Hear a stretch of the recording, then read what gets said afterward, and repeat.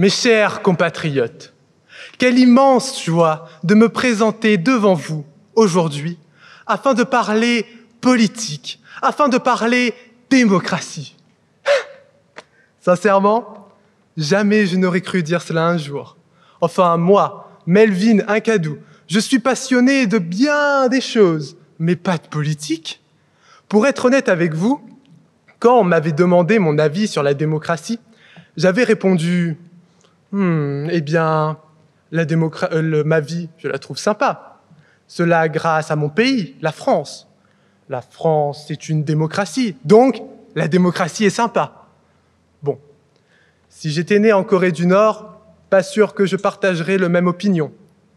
Et justement, en poussant cette réflexion, j'en suis venu au questionnement suivant. Le monde pourrait-il devenir plus juste grâce à la démocratie? Et là, ma réponse était trop spontanée. C'est vrai, pourquoi le oui me paraissait-il être comme l'évidence? J'ai alors décidé, pour une fois, de me pencher de plus près sur la démocratie. Et je me suis rendu compte qu'en fait, notre histoire, elle nous influence.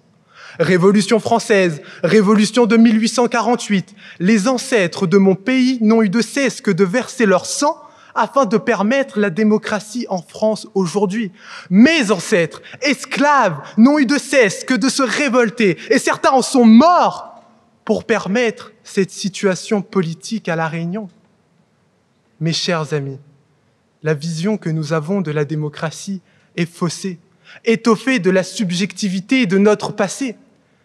Et pour savoir si nous pouvons ou non l'imposer, il nous faut retrouver une vision objective. Et pour cela, je vous propose de déconstruire nos certitudes quant à la démocratie, quant à notre démocratie, et puis d'ouvrir notre esprit à d'autres démocraties.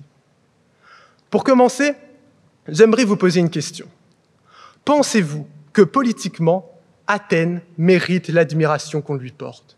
Je me permets de me poser la question, car quand nous nous rendons compte que seulement 10% de la population participait à la vie politique, où est la démocratie ici? Car oui, Athènes en est une. Donc, pouvoir au peuple. Mais attention, pas les femmes, non.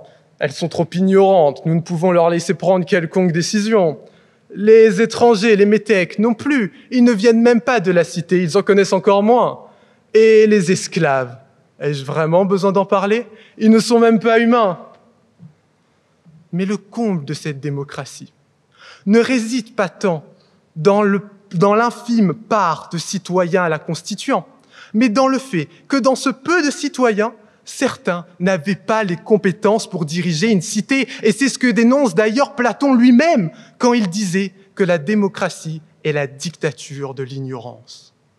Restreinte, incompétente, élitiste, voilà la démocratie que nous, Français, avons pris pour exemple. Voilà donc une facette de notre propre démocratie.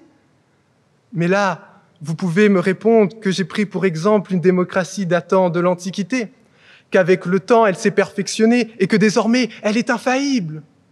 Pourtant, certaines démocraties modernes sont loin d'être efficaces. Et j'ai pour exemple la démocratie indienne. En effet, nous avons là un pays avec plus de 50% de la population vivant dans la pauvreté.